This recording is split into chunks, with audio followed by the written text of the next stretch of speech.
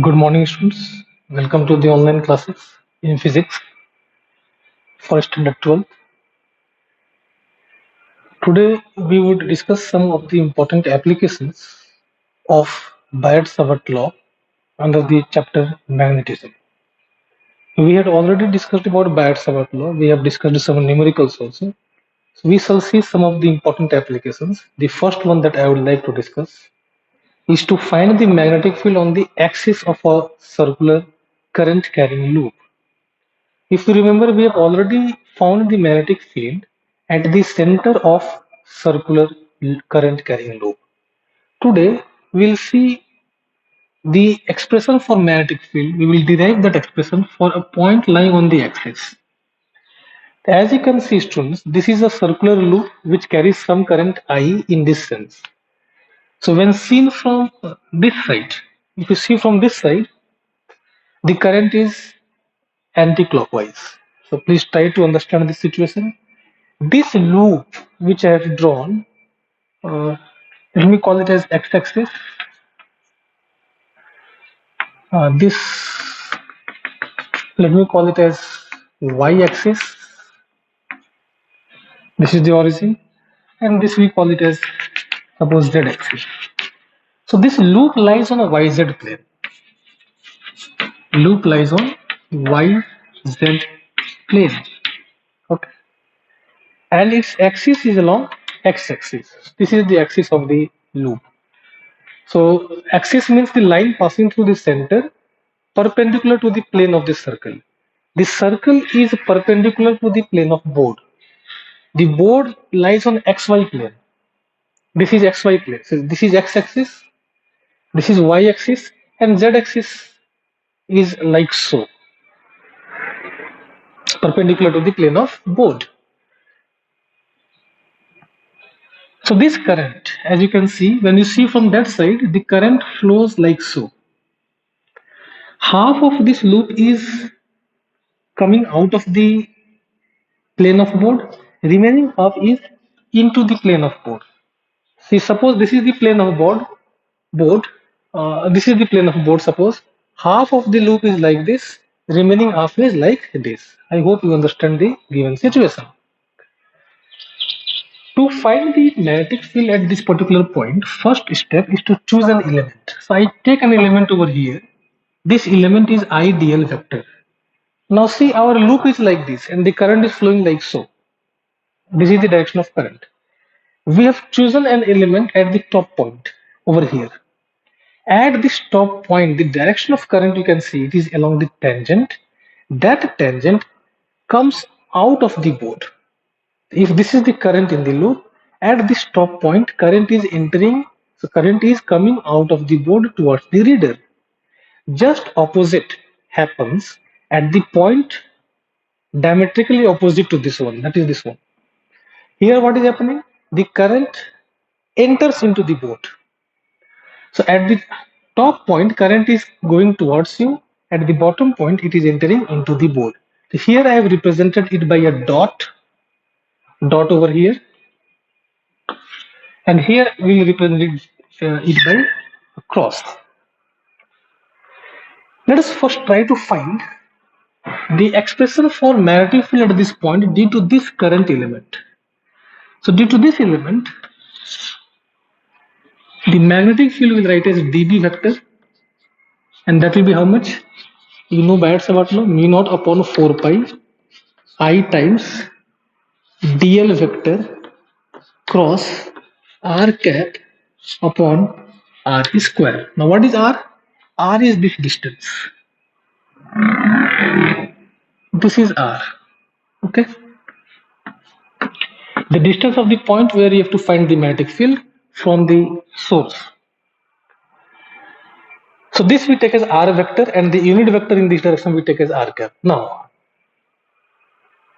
first of all, understand this value dl vector cross r cap.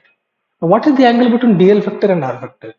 dl vector, as I have told students, that is directed like so, perpendicular to the plane of board, coming out of it. So I have represented it by dot. So this is the direction of dl vector. This one, it points outward. and this is r vector. If you see carefully between dl vector and r vector, this is the plane. The angle between them is 90 degree. See, r vector is drawn on the board, but dl vector is coming out of the plane of board normal to it. So this line and this line, they are perpendicular, you can see.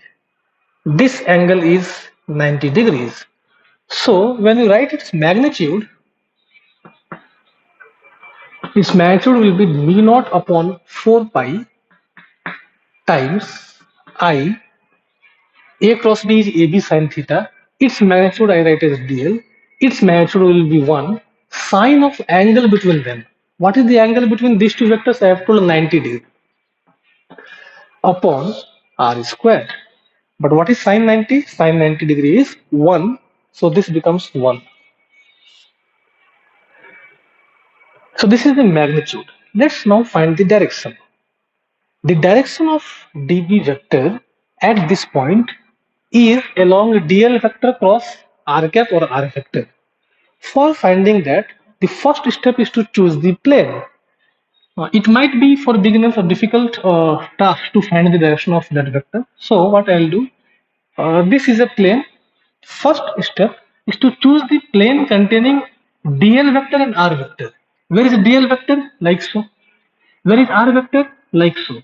So this line, this vector, and this vector, you have to imagine a plane which contains both of them. So it will be something like this. Please observe very carefully. You can see r vector can be drawn on this plane and dl vector can also be drawn on this plane. Am I clear, students? So this is the plane containing dl vector and r vector. So this is r vector and this is dl vector. And you can see the dl vector and r vector are perpendicular also. That's why I have chosen a rectangular plane. Now we wish to find direction of dl vector cross r vector. dl cross r at this point should be perpendicular to both of them. That means it should be perpendicular to this plane. At this point, if I ask you to draw perpendicular to this plane, it will be either like this or it will be like this. Now out of these two, which one is correct? That will be decided by using right hand rule. So this is the plane. This is dl vector. This is r vector. So if you put your thumb like so, then dl cross r, you see this one. I hope you are able to understand. This is dl vector. This was dl vector, so I can write this is dl vector. That is r vector, means r vector will be like so. So dl cross r, thumb will point in this direction. So perpendicular to this line should be the direction of magnetic field. So the dB vector will be this one.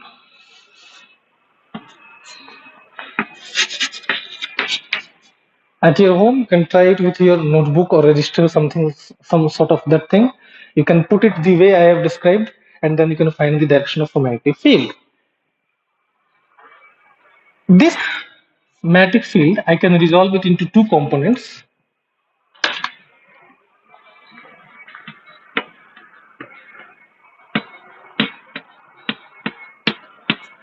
So one component will be along the axis, one component will be perpendicular to the axis. Let us choose this angle as theta. Then this will be dB cos theta, and this will be dB sin theta.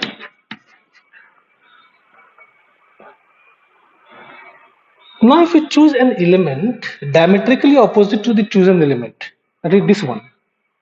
So this will be our R.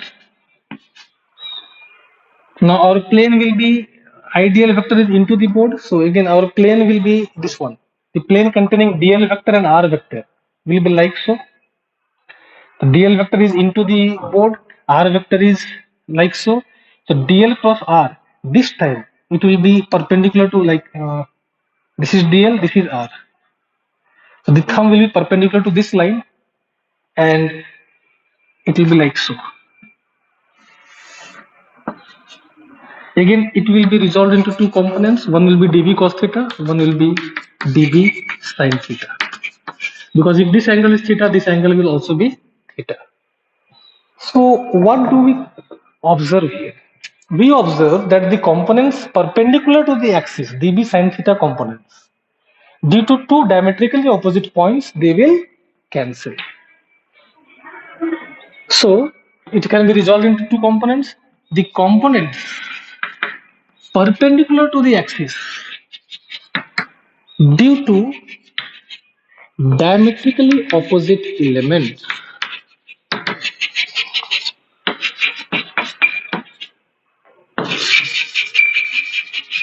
they will cancel.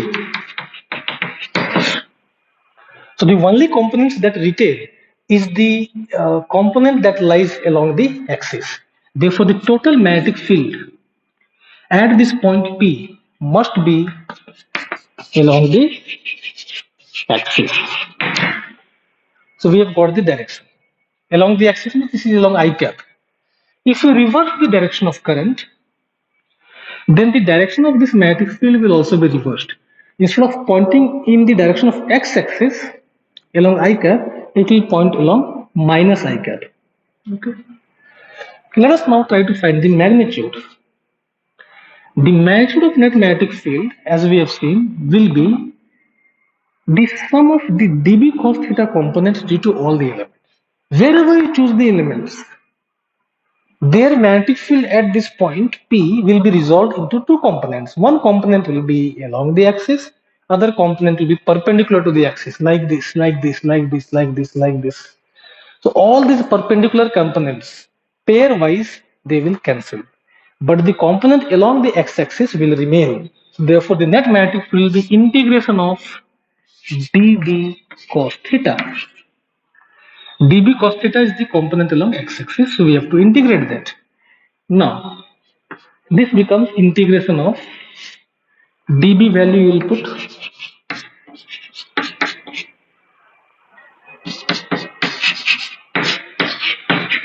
cos theta. Now this angle we have chosen as theta.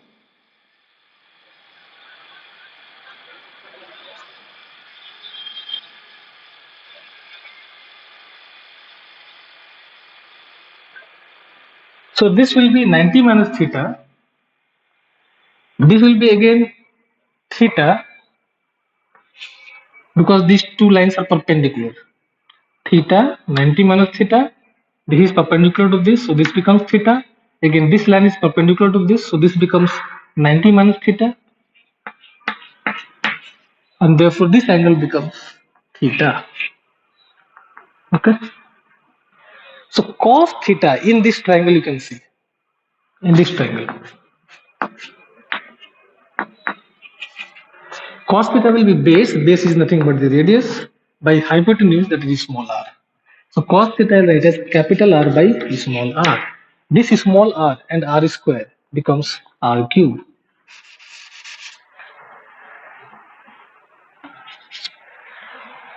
Now mu naught 4 pi I capital R and small r. Not small r, capital R. They are constants, so we'll take them out. So B becomes equal to mu naught 4 pi I R integration of dl.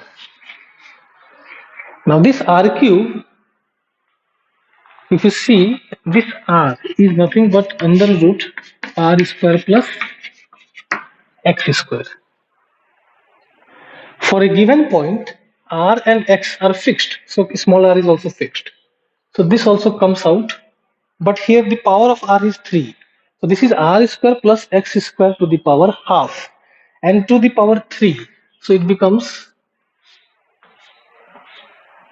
r square plus x square to the power 3 by 2.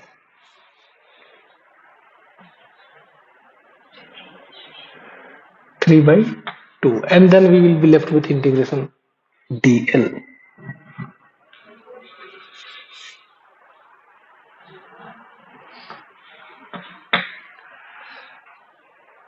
Now, what is integration dl? Dl is the small length of this particular element. Integration dl means when you add the lengths of all the elements covering the wire, you will get the perimeter of the circle. So that is nothing but 2 pi r.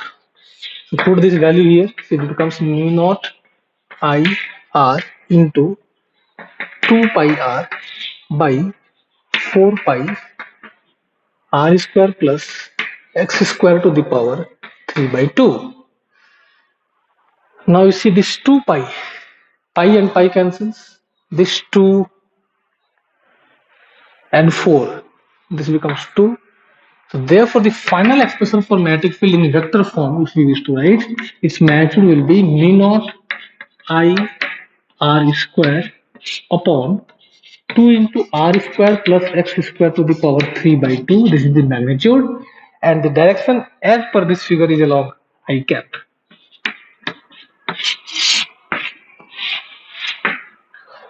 So this is the formula for magnetic field on the axis of circular current carrying loop. Now from this particular formula, as a special case, we can obtain the magnetic field at the center. So at center, x becomes 0. X is this distance. Oh, this way missed it out.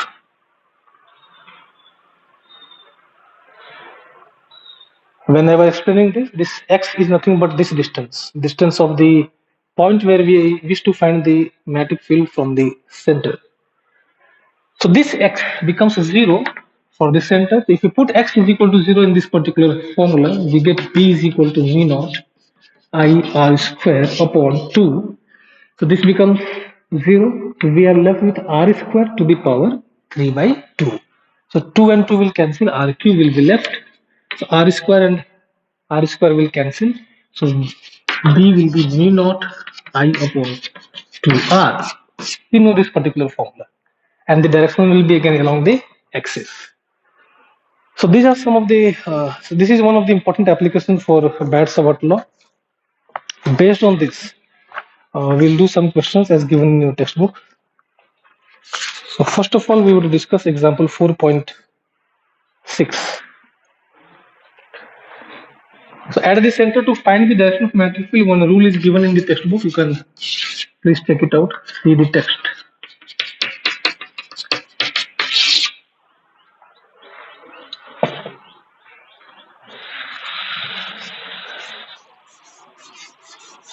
In the previous class, we have seen that if it's not full circle, only a part of it, then how do we find the direction of and the magnitude of magnetic field?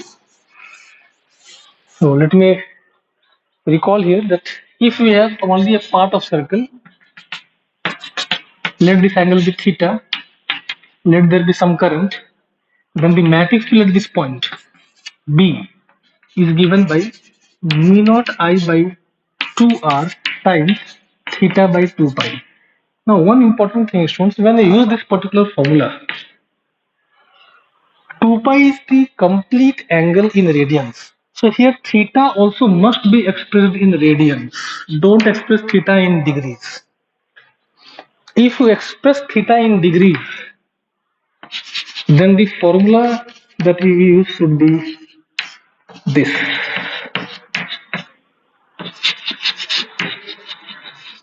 If theta is expressed in degrees, you have to divide by 360. If theta is expressed in radians, you have to divide by 2 pi. Okay. What about the direction? You can see the current is flowing like so. Thumb is pointing inward. So the direction of magnetic field will be represented by cross. If, on the other hand, the direction of current is like so, reversed from the previous case, then you have to curl the fingers of your right palm in the sense of the current. Then at the center, the direction of magnetic field will be along this thumb. This rule is given in your NCERT over here, which I was asking you to do it yourself. So please write the rule from the text. Let's see example 4.6.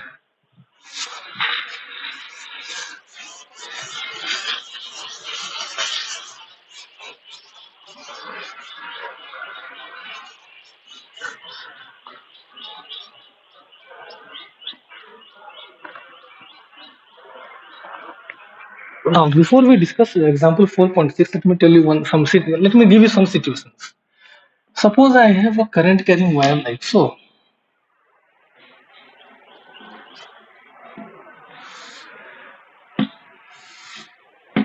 There is some current I.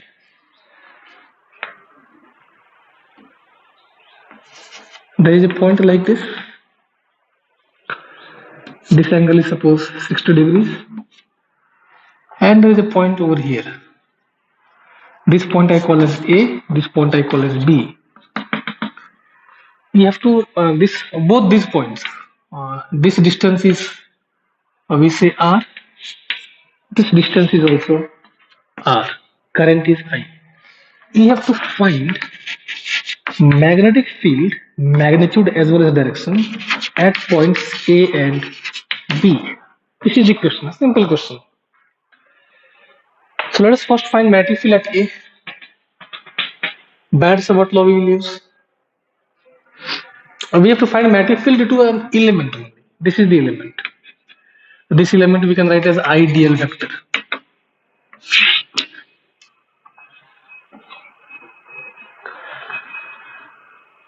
So you don't have to do integration only due to this particular element. We have to write the expressions for magnetic field at points A and B.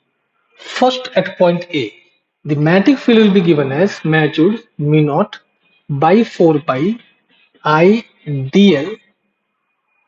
Let me write vector only cross r cap by r square. Now dl vector is in this direction. DL vector direction is same as the direction of current, and R vector is like this. So between these two vectors, the angle is 60 degree. So when you write its magnitude, this will be mu naught by 4 pi I dl sine 60 degree by R square. Okay. Sine 60 you can put root 3 by 2 and you will get the magnitude. Now what about the direction? Direction is same as dl vector cross r vector. dl vector is in that direction. R vector is in this direction, and both these vectors are drawn on the plane of board. dl cross R will be perpendicular to the plane containing dl and R. That means the cross product or the magnetic field will be perpendicular to the plane of board. There are two possibilities, coming out of the board or into the board. So dl cross R, you use your right hand. This is dl vector, this is R vector. So this is dl and this is R. So dl cross R, thumb is pointing into the board. So at this point, the magnetic field will be directed into the board. So we will represent it by cross. Let us repeat the same thing for point B. So at point B, the magnetic field, again, Baird-Savart law says mu naught by 4 pi I dl vector cross r cap upon r square. What do you think I should write as the value, students? Now this dl vector cross r cap, this vector if you see carefully, we find that both the dl vector, that is the direction of current, and this r vector, the position vector of the point B from the element, dl and r vector, they are pointing in the same direction. They are parallel vectors, they are coincident vectors. That means angle between them is 0 degree. If angle between these two vectors is 0 degree, that means we'll have here sine 0. And sine 0 is how much? 0. So therefore the magnetic field will be 0. So an important lesson to be learned is that if you have a wire that carries some current like so, then along the length of that wire at this point, this point, this point, this point, this point, any point in line with that wire, the magnetic field will be 0. Why?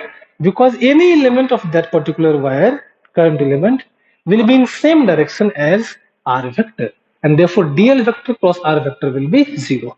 If you have a wire like this, at this point magnetic field will be 0. If you have a wire carrying current like this, at all these points, the magnetic field will be how much? 0. So you should understand this. So now we are ready to do a question from your NCERT. This is example 4.6.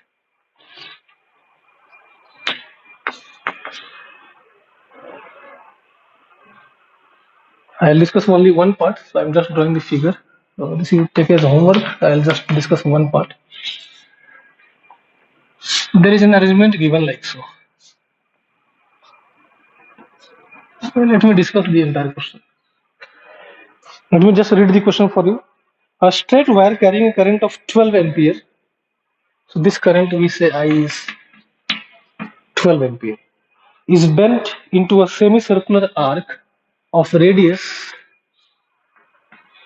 2 centimeter. Consider the magnetic field B at the center of the arc. At this point, the center I'll call as O. What is the magnetic field due to the straight segments, these two? In what way the contribution to magnetic field from the semicircle differs from that of a circular loop, and in what way does it resemble? Would your answer be different if the wire were bent into a semicircular arc of same radius but in opposite way as shown? In B, this is A. In B, they have drawn the figure like so.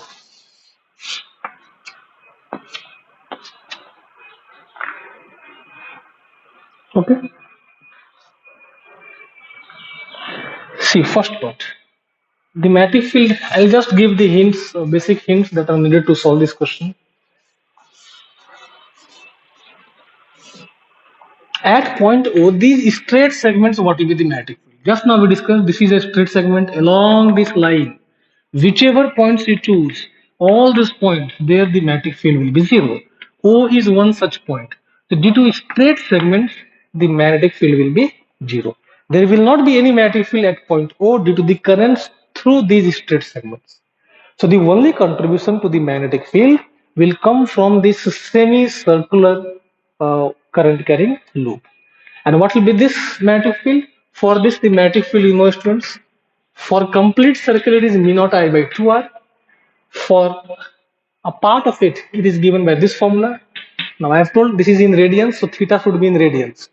So what is theta? This is theta, that is pi. So theta I'll put as pi. So it will be half of this, that is mu naught I by 4r.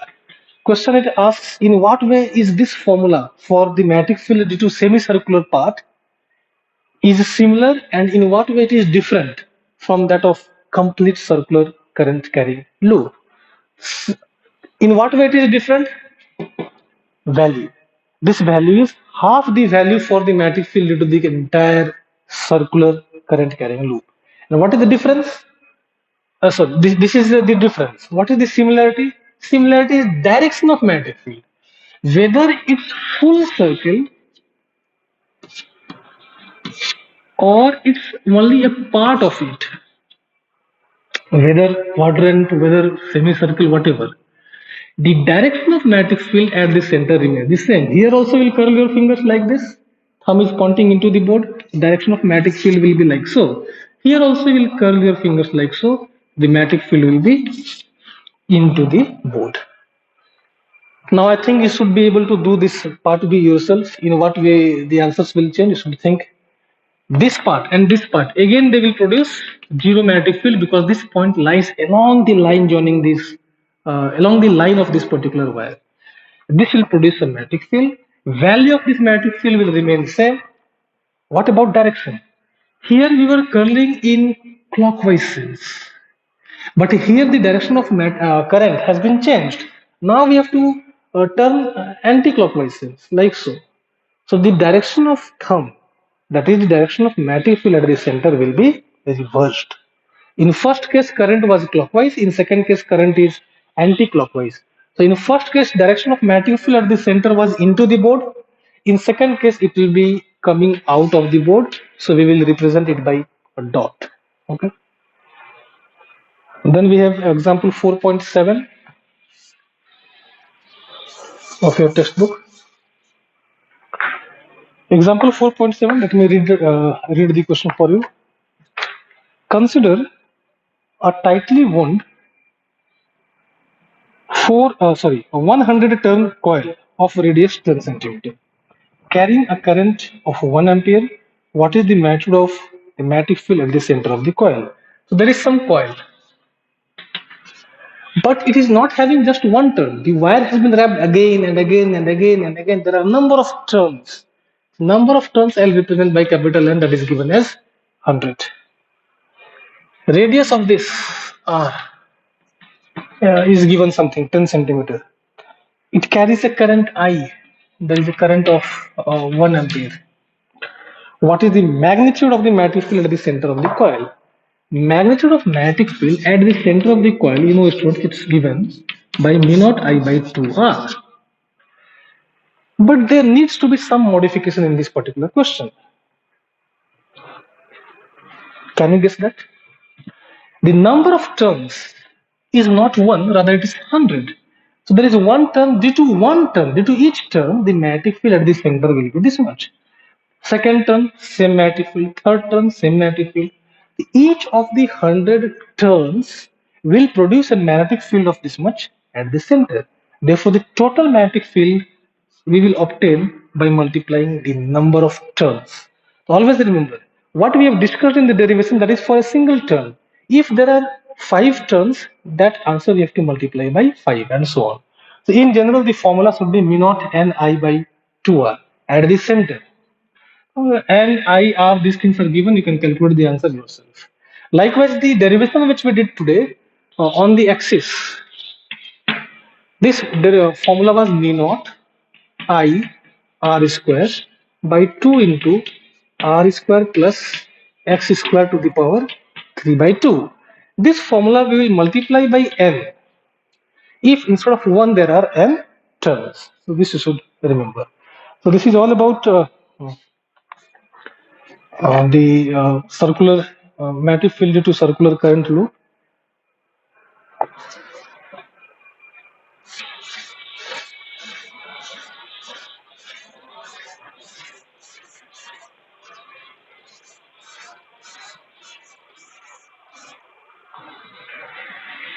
One more derivation I'll do, students.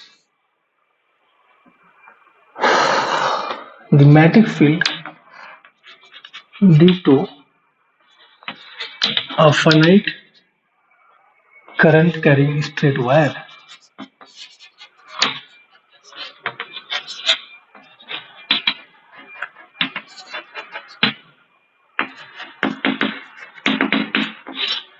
Suppose we have a wire like so.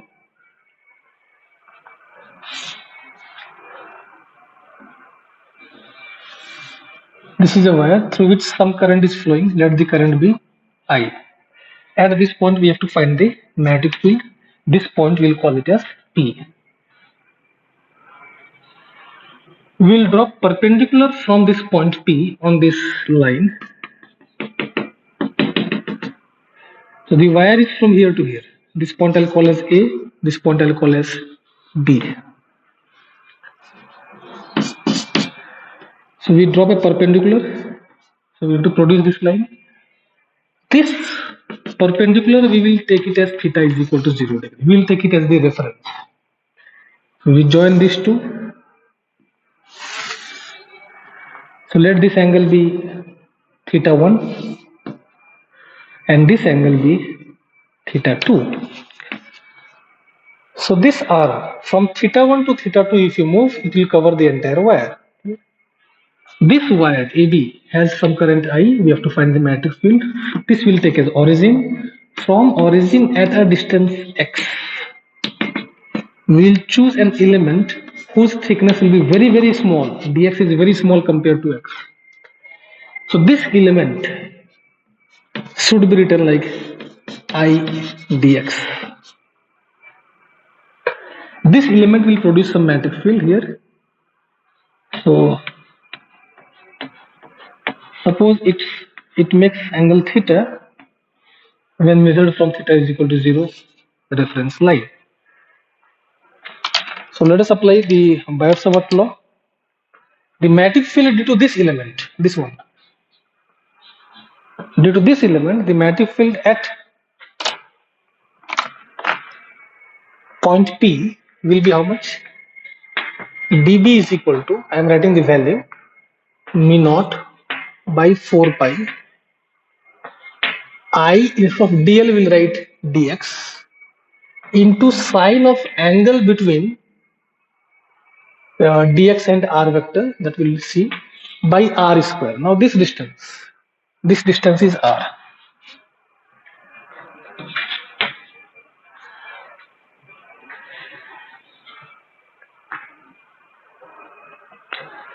This angle we need here.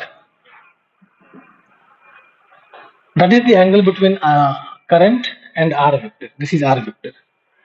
If you see, this angle is theta, this is 90, so this will be 90 minus theta, this total is 180, so this will be 180 minus this angle. This angle is how much? 90 minus theta. So 180 minus 90 minus theta. So 180 minus 90 is 90, and minus minus plus, so it becomes 90 plus theta. What is sine 90 plus theta? That is cos theta. So this is the magnetic field. Now what about the direction? You can see the current is flowing vertically upward as per this particular figure. So holding it in your right palm, the fingers are curling like this. Fingers are curling like this, means here the magnetic field will be out of the board. Directly you could use actually Biot-Savart law. So the direction of magnetic field is in the direction of dl cross r vector. dl is in the direction of current. So this is dl vector and this is r vector. So dl cross r. dl cross r. Where is the thumb pointing? Out of the board. So here the magnetic field direction will be represented by dot. This is the magnetic field due to a small element. This is small element. Therefore, the total magnetic field B will be obtained by simply integrating dB. So we have to integrate this. So on integrating, what will we get? So mu naught 4 pi I and r square. Let's put them inside only. V naught I 4 pi. We have dx, we have cos theta, and we have r square. Now there are different variables. There is variable x, there is variable theta, there is variable r. So we need to convert them into single variable. For that, what we will do, this distance is given. The perpendicular distance is supposed d. So d is given to you. We would express other parameters in terms of d and theta. So for example, here we have r. So which is r? This is r, this is d, and this is theta. So in this triangle, you can see cos theta is base upon hypotenuse. So d will be how much? R cos theta. So r will be d by cos theta, that is d sec theta. Okay. So we have got r in terms of d and theta. Then we need x in terms of d and theta. In fact, we need dx in terms of x and theta. For that, you see, where is x? This is x. This is d. So x and d, to obtain the relation, will take tan theta. So I'm writing here tan theta in this triangle is perpendicular. Perpendicular is the x by base. Base is d. So our x becomes how much? D tan theta. If x is d tan theta, this implies the derivative of x, dx, will be d times derivative of tan theta, that is sec square theta d theta. Put these values here, is equal to, how much you get? Mu naught 4 pi I integration dx. dx is how much? D sec square theta d theta.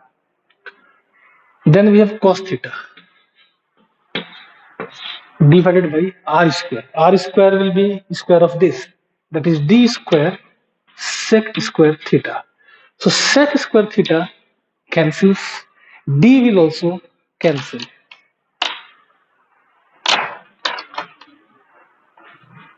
So 1d will also cancel. So what is left behind then? So b is equal to mu naught I 4 pi d. This d will come out. What is left behind? Cos theta integration. Now we integration of cos theta d theta. Now we have to choose the limits for theta. So theta I have discussed earlier. We have to move from this point to this point. Theta will change from this angle. What is this angle? This angle is theta 1. And what is that angle? That angle is this one, theta 2. Okay. So the limits of integration will be from theta 1 to theta 2.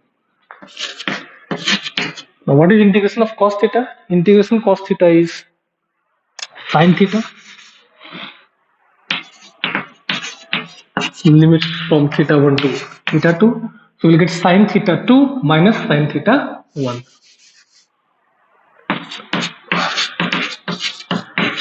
This is the expression for magnetic field due to a finite wire. Figure is like so. Now this particular formula is very important, students. Using this, we will write the expression for magnetic field due to an infinitely long wire. Let me rub this.